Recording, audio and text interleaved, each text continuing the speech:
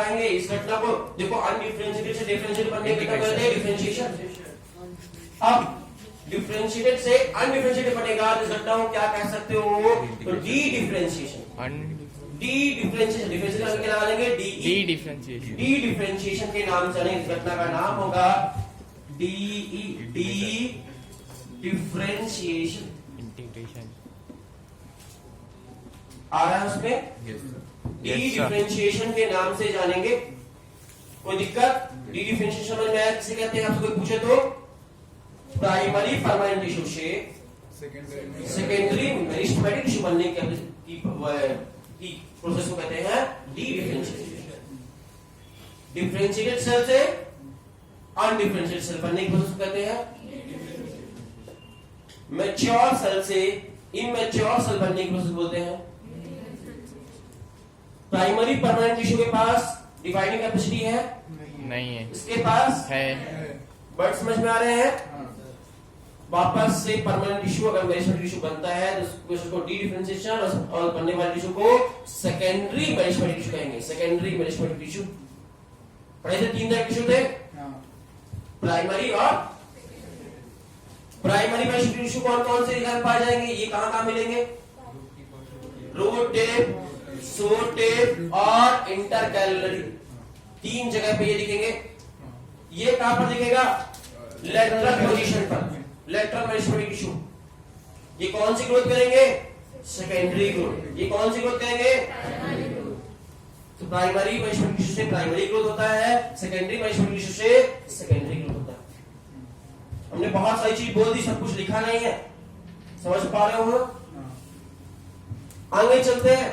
Secondary meristematic tissue अगर फिर से लॉस कर देते कैपेसिटी को तो अब क्या बन जाएगा? Secondary permanent tissue. Secondary permanent tissue. Permanent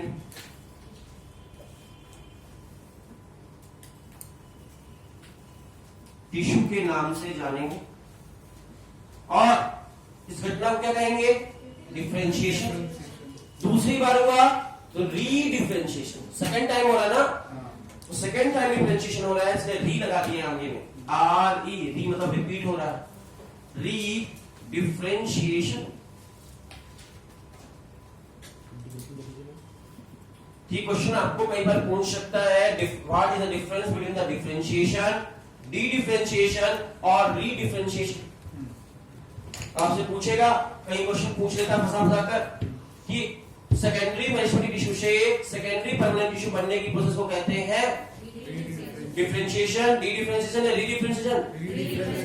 री डिफरेंशिएशन। क्लियर है? या आपसे क्वेश्चन पूछ ले, प्राइमरी परमानेंट टिश्यू से आफ्टर डी डिफरेंशिएशन क्या बनेगा?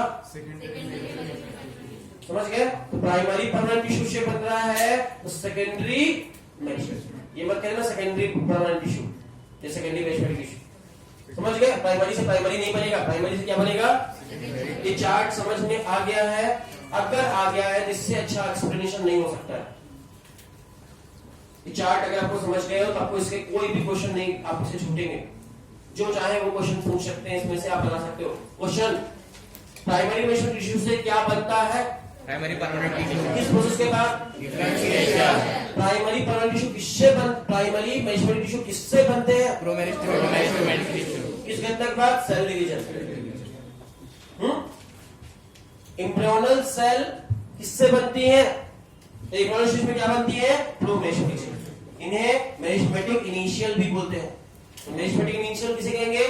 इनिशियल मतलब सबसे पहला, किसे कहेंगे? प्रोमेरिस्टेमेटिक टिश्यू।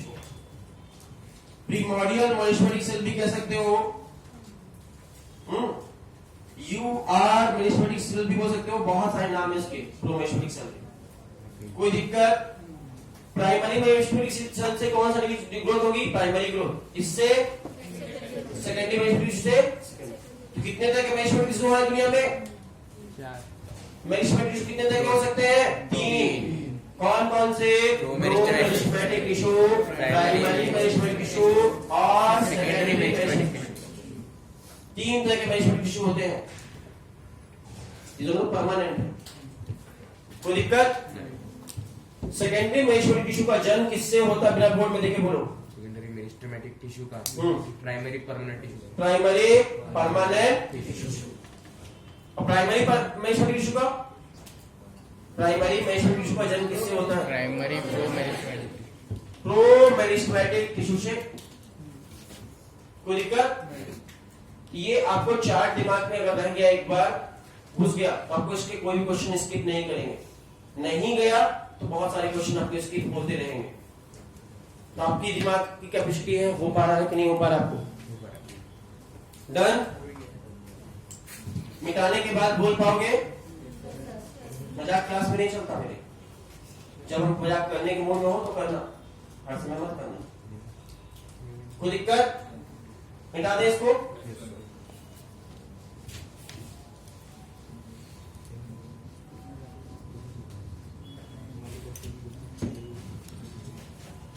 हमने ऑरिजिन के साथ चार्ट पढ़ लिया पूरा टिश्यू का। हमने आपको पूरा मेरिस्टेमेटिक टिश्यू पढ़ा दिया, ऑरिजिन के बेसिस पे भी, लोकेशन के बेसिस पर भी। खत्म हो गया मेरिस्टेमेटिक टिश्यू। यस सर, उसके कैरेक्टर भी आने लगे आपको। Yes sir. अब परमानेंट टिश्यू की ओर चलते हैं। परमानेंट टिश्यू के बारे में जब पढ़ेंगे तो जितना मेरिस्टेमेटिक टिश्यू के बारे में पढ़े हैं उसका उल्टा कर दो, बन गया परमानेंट टिश्यू। बताइए, जल्दी आंसर दीजिएगा। सेल डिवीजन कैपेसिटी होगी कि नहीं होगी? नहीं होगी। नहीं होगी, पहला। दूसरी line, cell wall, primary cell wall और सेकेंडरी सेल वॉल दोनों होंगी या कोई एक होगी? दोनों होगी। दोनों होगी। प्राइमरी और सेकेंडरी दोनों सेल वॉल होगी। रिजिड सेल वॉल होगी, थिक सेल वॉल होगी। इसमें थिन थी, इसमें थिक हो जाएगी, है ना? आपका साइड, आपका वैक्यूल्स होगा कि नहीं होगा? होगा। लार्ज सेंट्रल वैक्यूल्स होगा बीचों बीच में। प्लांट की सेल है, लार्ज सेंट्रल वैक्यूल होगा, लगभग 90% पार्ट कवर किया होगा, ऑक्यूपाई किया होगा। क्लियर है? रिजर्व फूड होगा कि नहीं होगा? हाँ होगा। मेटाबॉलिक रेट कंपैरेटिवली कम हो जाएगी, है ना? कोई दिक्कत इतने में? परमानेंट टिश्यू का और कोई बताओ इसके बारे में जो उससे उल्टा कर सकते हैं? हाँ, प्लास्टिड आ चुके होंगे। अगर इसमें प्रोप्लास्टिड, इसमें प्लास्टिक डेवलप हो चुके होंगे, क्लोरोप्लास्ट, क्रोमोप्लास्ट या ल्यूकोप्लास्ट, डिपेंड करता है कौन सा आ चुका होगा। मैच्योर होगी, डिफरेंशिएटेड होगी। सर शेप कौन सी होगी? शेप कौन सी सेल है उस पर डिपेंड करता है। जितनी सारी सेल है, जो सेल होंगी उसके हिसाब से उसका शेप हो जाएगा। इंटरसेलुलर स्पेस हो सकता है, गारंटी नहीं कि होगा ही, बट उसकी कंपेयर में कम डेंस हो जाएंगी, डेंसिटी कम हो जाएगी। सर एर्गेस्टिक मटेरियल, ऑर्गेस्टिक मटेरियल भी उसमें, ऑर्गेस्टिक मटेरियल भी आ चुका होगा, है ना? सेल साइकिल नहीं होगा, लगा सबसे इंपॉर्टेंट लाइन ये थी। सेल साइकिल आपका कंटिन्यूअस नहीं चलेगा, वो या तो G0 फेज में चले जाएंगी। सारी सेल परमानेंट सेल कहाँ रहती हैं? G0 फेज में चली जाती है। कहां से निकलकर? G1 फेज से निकलकर G0 फेज में जाकर रुकी रहेंगी वहां पर। हाँ, न्यूक्लियस कंपैरेटिवली कब प्रोमिनेंट होगा? कंपैरेटिवली, हाँ सेकेंडरी सेल वाल होगी। हाँ, न्यूक्लियस पेरीफेरी में रहेगा क्योंकि बड़ा सा वैक्यूल्स आ चुका होगा, एक बड़ा सा वैक्यूल सेंटर में आ गया होगा, इस वजह से न्यूक्लियस की सर्कल किनारे आ जाएगा। परमानेंट टिश्यू के बारे में समझ में आई कुछ बातें? साइटोप्लाज्म ज्यादा डेंसली होगा। हाँ, नहीं होना, ऐसा कुछ नहीं है। साइटोप्लाज्म ज्यादा डेंस चलेगा, इतनी सी बात खत्म हो गई। डिफ्यूज ग्रोथ एनिमल में होती है, प्लांट में होती ही नहीं है, ठीक है ना? डिफ्यूज ग्रोथ एनिमल की पहचान है, हमारी पहचान है। प्लांट में लोकलाइज ग्रोथ ही होती है। हाँ, मेटाबॉलिक एक्टिविटी चलेगी लेकिन स्लो चलेगी, नो नहीं होगी। लो, हाँ लो होगी, कंपैरेटिवली लो हो जाएगी। हमको लगा नो बोल रहे। साइटोप्लाज्म ठीक होगा ना, चलेगा, हर जगह पे हम उंगली मत करो और उसको छोड़ दो। हाँ हाँ, चलेंगे चलेंगे, पढ़ेंगे, आगे आएगा बच्चा, अभी टेंशन नहीं करेगा। हमारा पहुंचे कहाँ? हो सकता है, नहीं हो सकता है, गारंटी नहीं ले सकते हो। इंटरसेलुलर स्पेस में भी present, may not be present, ठीक है? लो डेंसर कह सकते हो, कंपैरेटिवली लो डेंसर हो सकते हैं उसकी तुलना में। अब आगे बढ़ते, परमानेंट टिश्यू के बारे में पढ़ लिया। अब परमानेंट टिश्यू दो तरह के पढ़ाए आपको, सिंपल परमानेंट टिश्यू और कॉम्प्लेक्स परमानेंट टिश्यू। अगर टिश्यू है मतलब किससे बने होंगे? सेल से। कौन सी cell? Group of cell having same origin and same organism. अगर उनका स्ट्रक्चर भी सेम हो जाए तो क्या कहला जाएंगे? सिंपल। और अगर स्ट्रक्चर अलग अलग हो तो same structure, same origin, same function है, कौन से टिश्यू कहलाएंगे? सिंपल। सिंपल मतलब only one kind of the cell से बना हो। रिपीट कर रहे हैं, सिंपल परमानेंट टिश्यू कहते हैं the tissue which is consist of only one type of cell. कितने तरह की सेल से बना हो? एक तरह की सेल से बना हो, उसे हम सिंपल परमानेंट टिश्यू कहते हैं। कॉम्प्लेक्स परमानेंट टिश्यू कहेंगे the tissue which consist of more than one type of cell having same origin and same function origin और function same होगा, लेकिन एक से ज्यादा तरह की सेल से बना होगा। गिनती में या टाइप में? टाइप में। हाँ, गिनती में तो सभी में ज्यादा होंगी, दोनों में। सिंपल टिश्यू में बहुत सारी सेल होंगी लेकिन सारी सेल सेम टाइप की होगी, जबकि कॉम्प्लेक्स टिश्यू में एक से ज्यादा तरह की सेल होगी। सिंपल टिश्यू का टाइप पैरेन्काइमा, कॉलेन्काइमा, उसमें से आप जहां पे डायग्राम बनाए हो वहां पर पैरेन्काइमा के सामने, कॉलेन्काइमा के सामने लिख लो लिविंग टिश्यू है, ये जिंदा टिश्यू है। और स्क्लेरेन्काइमा जहां लिखे हो उसका लिख लो डेड टिश्यू है। कौन जिंदा है कौन मरे हैं तो मालूम चल गया। पैरेन्काइमा में जिंदा है, कॉलेन्काइमा जिंदा है, लेकिन स्क्लेरेन्काइमा मरे हुए टिश्यू है, डेड टिश्यू। कौन लिविंग है कौन डेड है मालूम चल गया। याद रहेगा, कभी लिविंग और डेड को पहचानने के लिए बोलते तो पैरेन्काइमा लिविंग है डेड है, लिविंग, कॉलेन्काइमा लिविंग, लेकिन स्क्लेरेन्काइमा डेड। समझ में आ गई बात। तीनों क्या है? सिंपल टिश्यू है, एक ही तरह की सेल से बने हैं। पहला नंबर पढ़ते हैं पैरेन्काइमा। जब पैरेन्काइमा आपको पढ़ाना शुरू करेंगे तो आपकी बुक में परमानेंट टिश्यू वाले पढ़ लिए, इनसे रीडिंग मार दे क्या कि खुद से कर लोगे? कर लोगे, यही सब है। तो पैरेन्काइमा का पढ़ते सुनना। पैरेन्काइमल टिश्यू होते हैं form the major component within the organ. ध्यान समझना, इनसाइड की लाइन है। सबसे ज्यादा पार्ट किससे बना था? प्लांट का मैक्सिमम पार्ट किस सेल से बना है? कौन टिश्यू से? सबसे ज्यादा उसमें मेजर पार्ट इसी से बना हुआ है। पहली लाइन कह रहा है कि मेजर पार्ट जो है प्लांट का वो पैरेन्काइमा से बना हुआ है। समझ गए पहली लाइन? प्लांट्स का मेजर पार्ट, प्लांट के मेजर ऑर्गन किस चीज से बने? सबसे ज्यादा कौन सी टिश्यू है उसके अंदर, प्लांट के अंदर? दूसरी होती है the cell of the parenchyma generally isodiametric shape की। किस शेप की होती है? आइसोडायमेट्रिक। आइसोडायमेट्रिक शेप की। शेप मालूम चल गया आपको। फिर बोलता है अगली लाइन, इसके अंदर इट में भी, इसके कई सारे शेप हो सकते हैं पैरेन्काइमा के भी।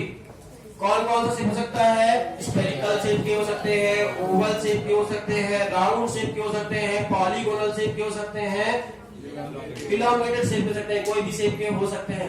ज्यादातर शेप देखो गोलाकारी शेप, सिंपल हिंदी में बोले तो रफली राउंड शेप। समझ सकते हो? कोई भी शेप के हो सकते हैं। सेल वॉल इनका थिन होगा कि ठीक होगा? थिन होगा। सेल वॉल बहुत पतला होगा। किस चीज का बना हुआ होगा? सेलुलोज की बनी हुई सेल होगी। प्लांट की सेल वॉल तो सेलुलोज की बनी होती, सबको पता है, बार बताने की जरूरत नहीं है। प्लांट की सेल वॉल है तो सेलुलोज। पतली सेल वॉल होगी कि मोटी? पतली। पैरेन्काइमा लिविंग टिश्यू है इसलिए उसकी सेल वॉल पतली होगी। कोई दिक्कत? अब बोलते हैं दे में बी आइदर क्लोजली पैक्ड, या तो बहुत क्लोज पैक हो सकते हैं, मतलब इंटरसेलुलर स्पेस अपसाइड हो सकता है, और स्मॉलर इंटरसेलुलर स्पेस भी हो सकता है, या तो नहीं भी हो सकता है और हो भी सकता है। अगर होगा तो कम होगा ज्यादा होगा?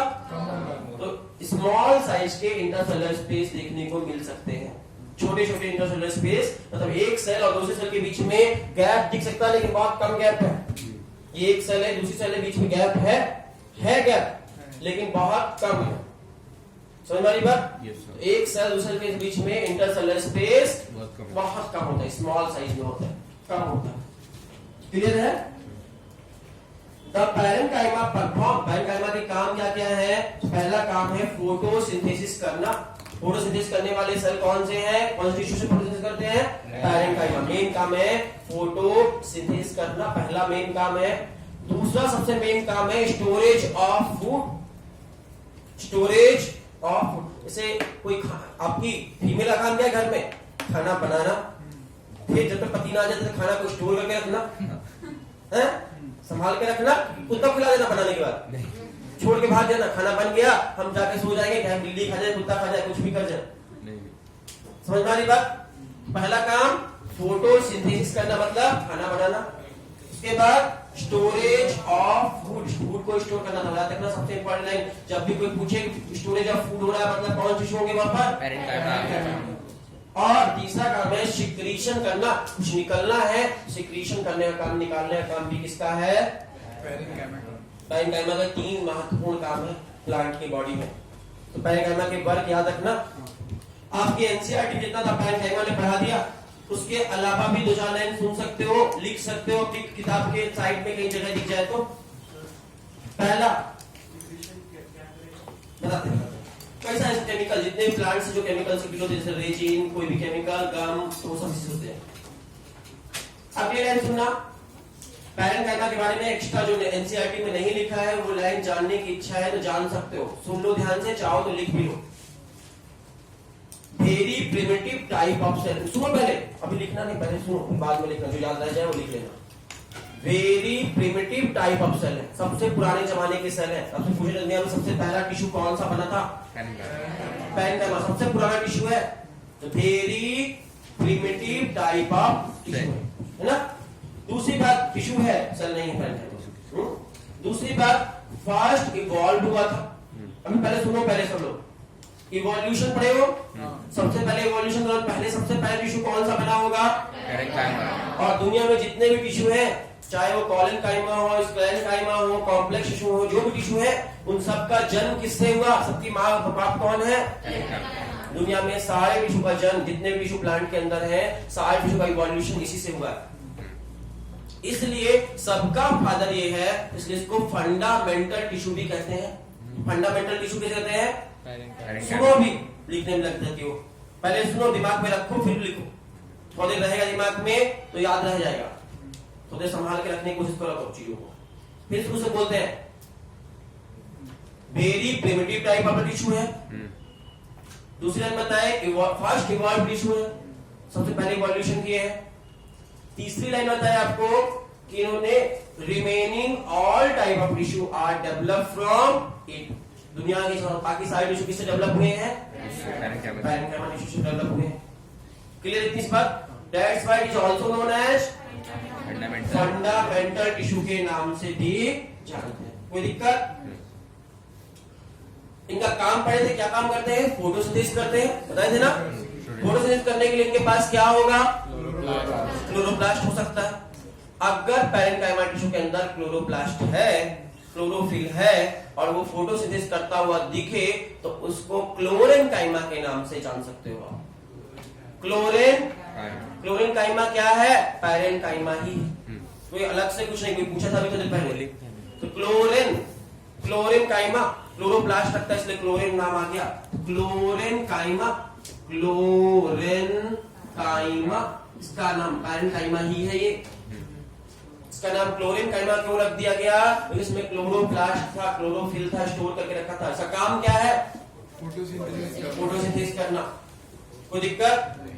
अगर दूसरा काम क्या पढ़े थे? सिक्रीशन करना। अगर सिक्रीशन करता हुआ दिखे उसको आइडियोब्लास्ट के नाम से जानते हैं।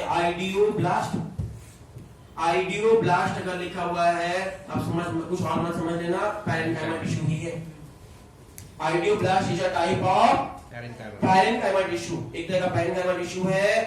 और इसका नाम आइडियोब्लास्ट क्यों रख दिया गया? बिकॉज इट परफॉर्म सिक्रीशन करता हुआ दिख रहा है, इसलिए ब्लास्ट नाम रख दिया। ब्लास्ट कर कुछ निकल रहा है इससे, तो आइडियोब्लास्ट के नाम से जानते हैं। ये भी पैरेंकाइमा टिश्यू का ही टाइप है।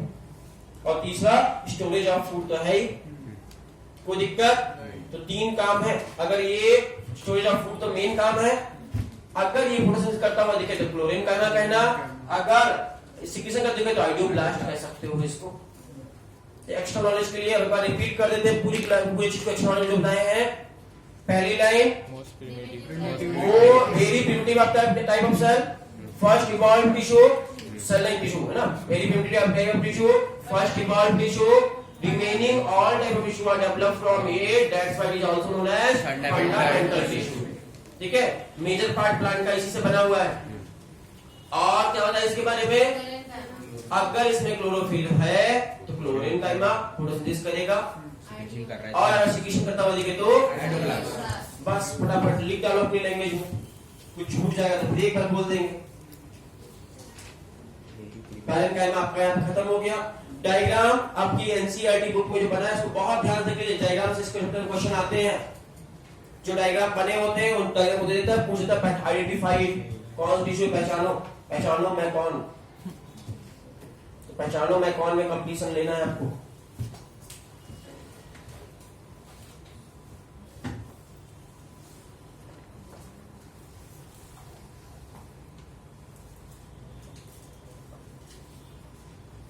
यहीं पे आज की क्लास को हम खत्म करते हैं, फटाफट वो लिख दो, एक्स्ट्रा पॉइंट खत्म हो गया।